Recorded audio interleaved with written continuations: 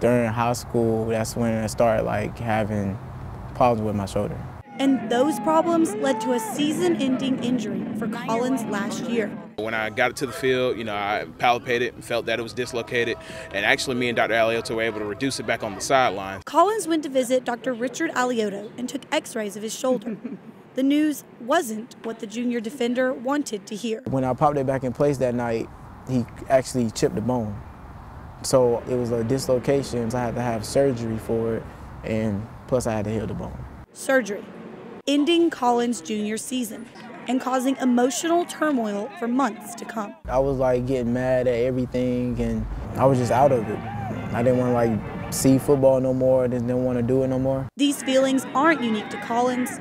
Many student athletes develop depression and anxiety after being forced out of the game. Some people have their identity through sports, so when they lose their starting position or when they get benched or when they can't play sports anymore, it's kind of depressing for them. We probably see each school maybe have 2 or 3 season-ending injuries.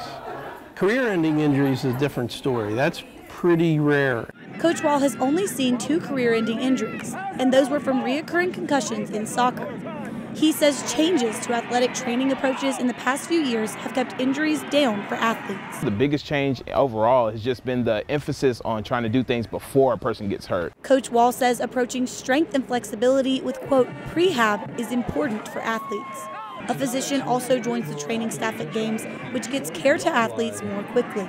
Getting to an athlete early on to know whether he can go back in the game or stay off the field, I think it's very valuable. That's valuable because according to StopSportsInjuries.org, high school athletes account for an estimated 2 million injuries, 500,000 doctor visits, and 30,000 hospitalizations each year.